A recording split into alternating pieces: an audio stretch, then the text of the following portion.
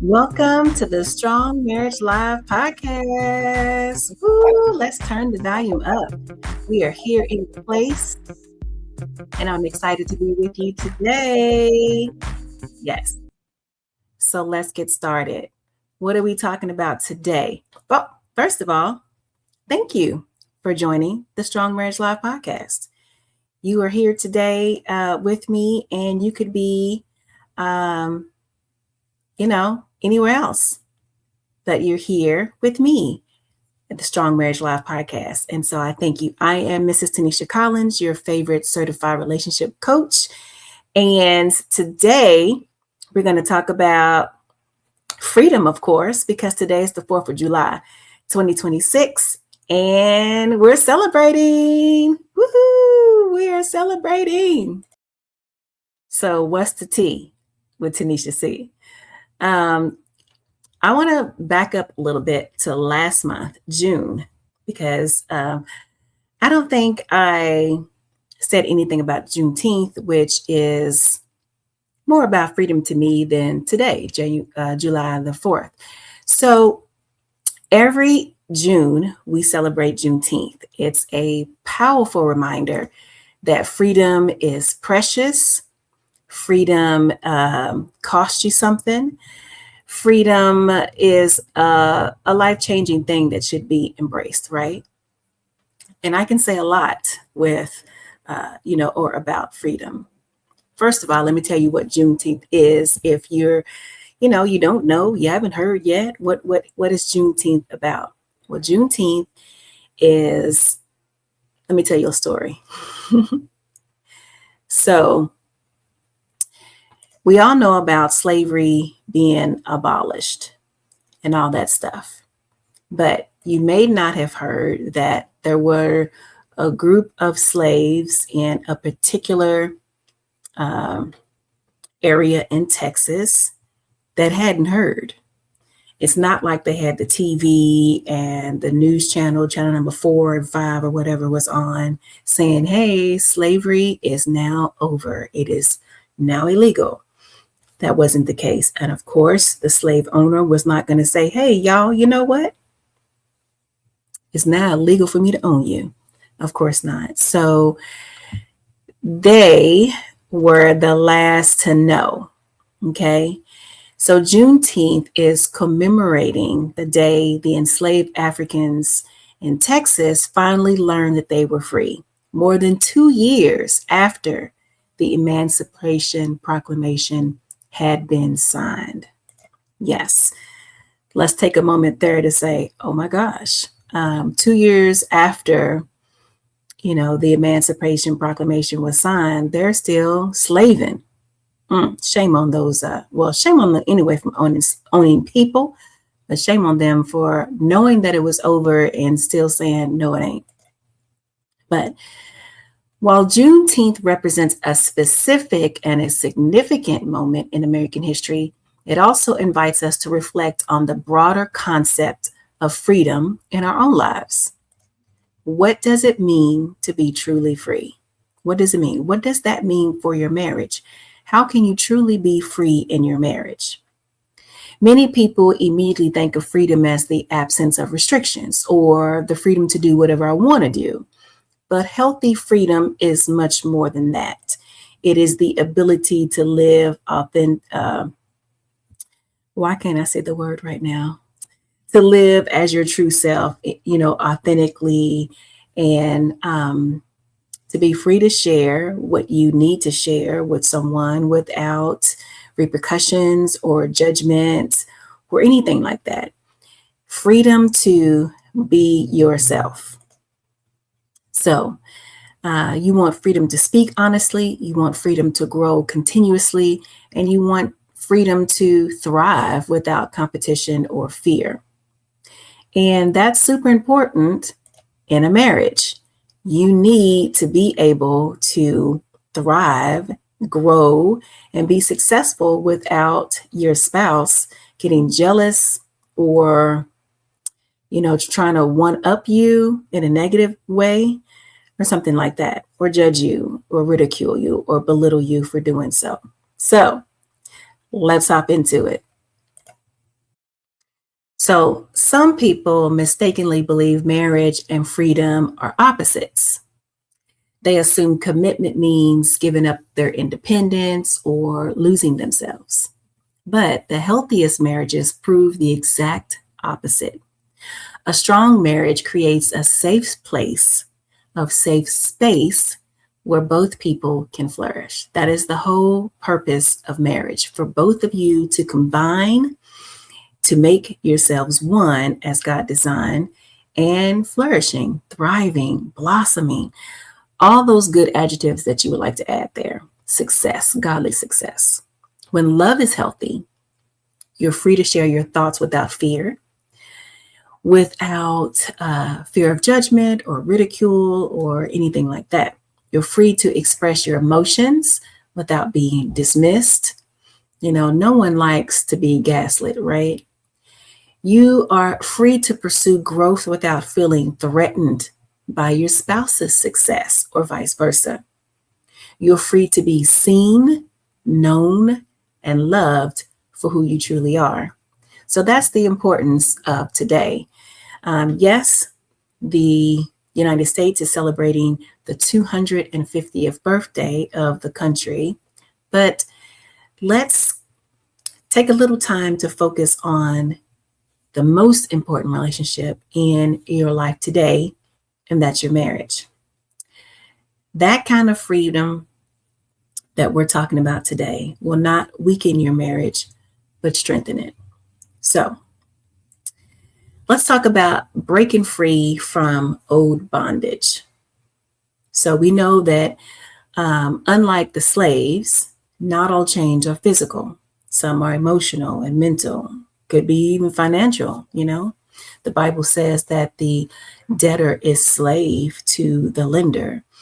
There are no chains involved there, but you definitely are owned by someone. Many couples enter marriage carrying baggage from childhood, from old wounds, from past relationships, from unhealthy family patterns, or previous disappointments and setbacks. Over time, those hidden burdens can create walls between you and your spouse. And that's not freedom. That is definitely slavery. That is definitely oppression.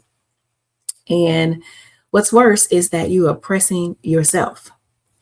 Some people can even be imprisoned by unforgiveness. And science has caught up now to the word and has proven that unforgiveness and rejection and bitterness, all these negative things, these negative emotions that reside in you too long and for, extensively, they cause sickness and disease in the body. Other people may be trapped by a fear of being vulnerable because of the past hurts and disappointments and all that. Still, others are held captive by resentment, pride, insecurity, or the need to always be right. Don't raise your hand, but raise your hand if you just have to be right all the time. Don't raise your hand. The truth is that no marriage can thrive when either spouse is emotionally chained to unresolved issues.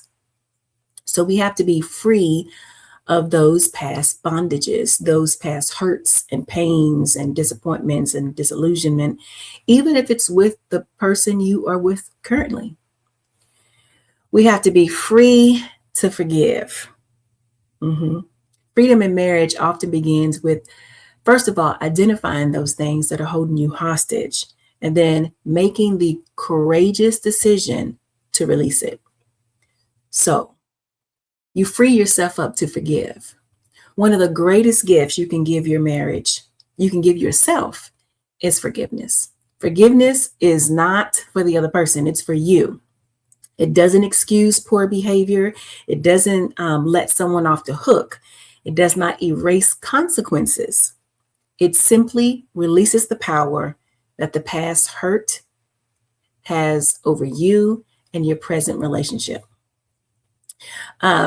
There is a person in me and my brother's life that I loved dearly, still love, and they did something awful to my brother. And, when someone you love hurts someone you love, what do you do? I mean, it's, I can't even put it into words. Someone you love has hurt someone you love. It's like an insane um, problem to have where you're forced to choose. You don't want to choose. How can you choose? You love them both. And it's just an ugly situation. But I realized that the anger I felt toward this person who hurt my brother, the, I don't know, it was like, I want to beat you up. I want to pay someone to beat you up. I want to do all these things to hurt you because I'm hurt and you've hurt my brother. But yet I still love them. I still prayed for them.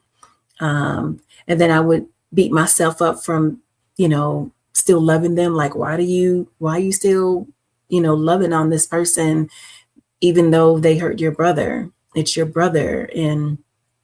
But this person was special to me too. And so I was like conflicted, but God led me to forgiveness. It's not that I let that person off the hook. It's not that I don't want justice. It's not that I say you're released from all consequences. No, you need to pay for what you did.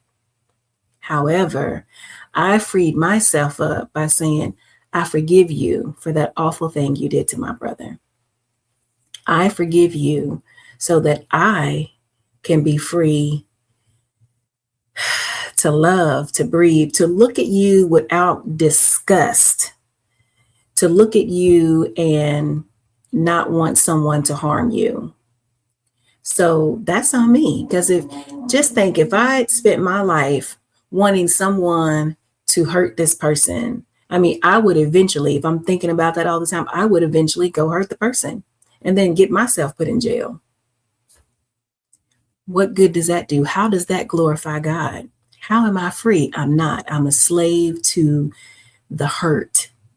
So I was determined that I would no longer be a slave, and therefore I forgave this person for hurting my brother. But I'm still looking for justice. I'm still waiting for the day that consequences will show up for this person. I simply released the power that hurt had over me. And it freed me up so that I also don't spread that to other relationships. Because if you're blocked up in one area, that blockage will just keep on blocking. It's not going to stop. So when couples choose forgiveness, they stop allowing yesterday's pain to dictate today's interactions. Because when you have unforgiveness, I mean, it will start just spreading. It will start leaking out. You think you have it contained to this person, but no, that unforgiveness will just sit there and rot and turn into bitterness and malice and resentment. And it will spread to your other relationships. Forgiveness creates room for healing, for hope, for a better future for you and for your relationships. It's not easy. And it usually doesn't happen instantly. I mean, God took me on, it was several sermons at church. It was several things that I was reading in my devotions. I mean, it was a couple months. Well, longer than a couple months. It took some time. It took some time. And you think because you haven't seen the person that you forgave them, But man, if a person's name comes up and you're like, yeah, you're not there. You're not there. And now I can say this person's name or think of this person and not be like, I do say that I'm looking forward to, justice being served. I do say that, but it's not like, because first I was saying some things like, girl, you better check. Are you a Christian? Christians don't, there's some powerful prayers in the book of Psalms. I mean, they were saying basically, get them, God. That's Old Testament. We don't pray like that today. Jesus said, I mean, he's the man, okay? He said, pray for those who abuse and use you. And not like, Lord, I'm lifting them up in prayer. No, like really pray and bless them like you would pray and bless someone that you're not mad at. If you do that long enough, your heart will be right and you'll be ready to forgive. And that's what happened with me. So forgiveness, how else does that relate to freedom? Well, you'll be free to love intentionally.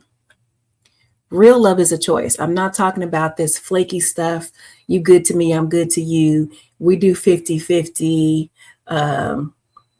No, that's the world's love. I'm talking about agape. I'm talking about the kind of love that God shows us. No matter what we do, it never separates us from his love. Now, he may not like what you do. He may not enjoy how you treat someone. He may not like what you said with your mouth. He might not like what's hidden in your heart, but he still loves you. Now, will he judge that? Yes. But he loves you. Because he loved you, he left you an entire Bible to tell you how not to get in trouble, how to please him, and all the other good stuff. How much he loves you. So real love is a choice. It's easy to love when everything's going well or when people are treating you right. It's more challenging when life gets busy, when stress levels rise, or when conflict enters the picture. Healthy marriages are built by people who intentionally choose kindness, patience, grace, respect, and service, even when you don't feel like it. Okay? Even when you don't feel like it.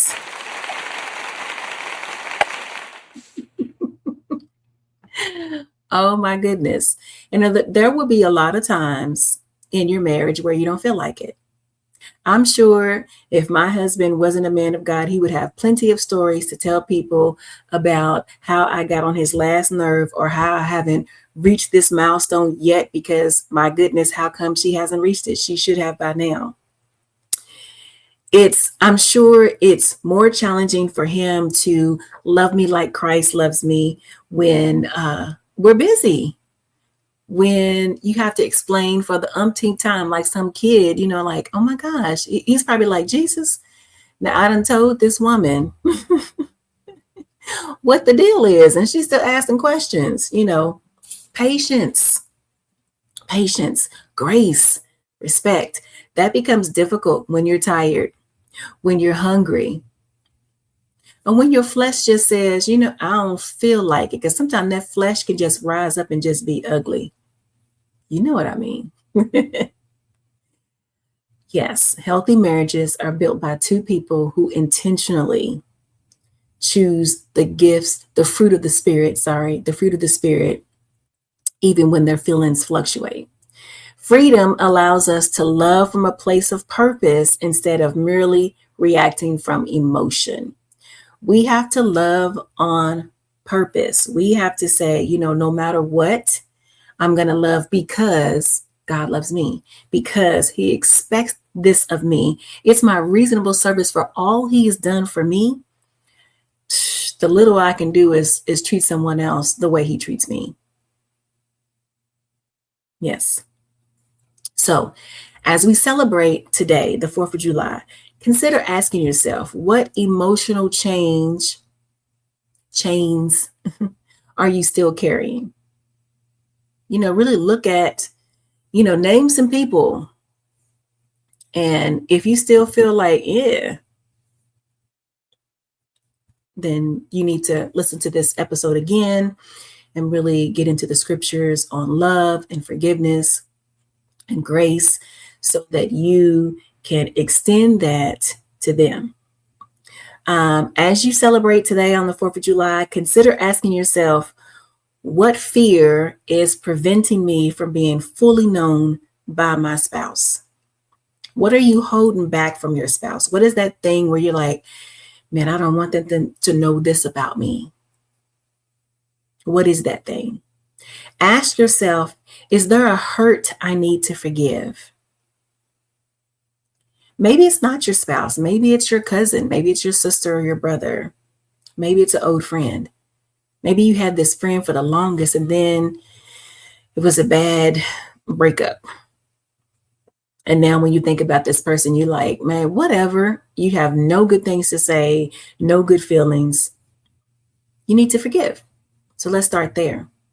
As you celebrate the 4th of July today, consider asking yourself, am I creating an environment where my spouse feels safe and free to be themselves? You know, Chris and I talked a lot about the safe space, the safe place that you create with one another. And he and I differ a little bit because of life experience. You know, I'm all in, I kind of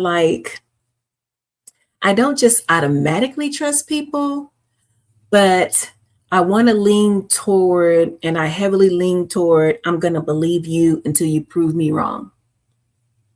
So if someone comes to me and says, I donated $300 to the American Red Cross, I'm going to believe you. Because, why would anyone lie about that? You know, but we know in the world we live in with sinners, of course, people lie about stuff like that. It could be the simplest stuff they lie about it anyway.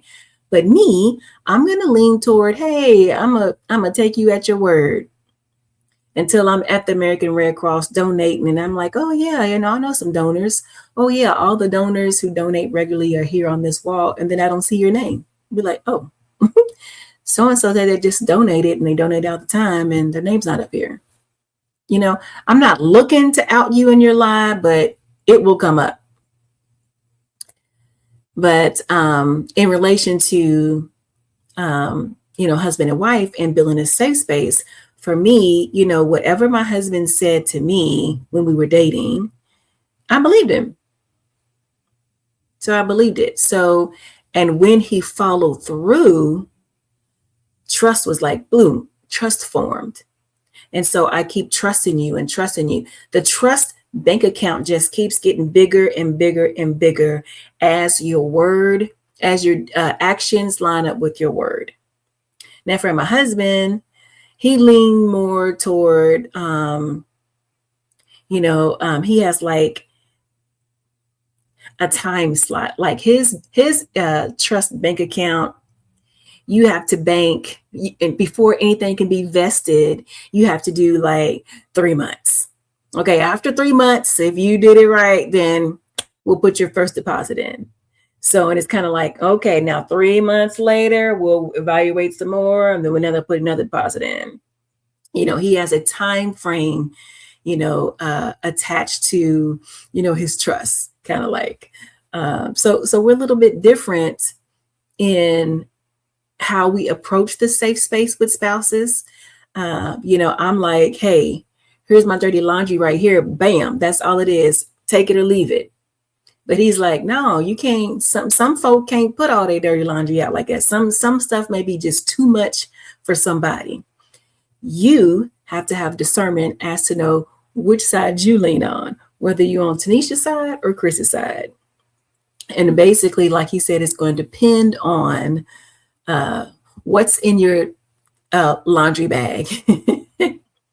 Is there murders and lies and theft in there? Or is it some fornication and some adultery and divorce in there? I mean, what's in your bag, and what do you think the person who you are engaged with is going to be able to receive and still think good of you? So safe space is important to have with your spouse. Now that little tidbit there was for those of you who are not married yet, because if you're married, I sure enough hope you two trust each other and that you know what each other's bag contains. Yes, have to be vulnerable in your marriage. So not only does freedom look good on a nation, freedom definitely looks and feels good, is good for your marriage. You need to be free to celebrate your commitment. You need to be free to be vulnerable with your spouse. You need to be free to experience everything your spouse has to offer you and what they're holding in their bag, because everybody has a bag of dirty laundry. It's whether or not you can accept that bag, live with that bag, maybe help them clean some stuff out of that bag. So I hope you have a wonderful 4th of July holiday. I hope you have fun. One day I'll get back to lives maybe, but yeah, I went to donate to the American Red Cross today, so I could not get to you at noon, but I wanted to make sure and share a message of freedom with you and encourage you to make sure that freedom is in your marriage. Remember, you can have the marriage of your dreams. You just need the tools to build it. You just need the tools to build it. And hopefully, as you watch these episodes of the Strong Marriage Live podcast, you'll get those tools. And if you want more, please feel free to join me in my private community called Sacred Spark School. In there, you have access to me. And every month, we have a live Q&A session and hot seat. So if you have pressing issues, come on and get in the hot seat and get some coaching to help you get from point A to point B and flourish in your relationship. So I love you, and I will see you next Saturday. God bless.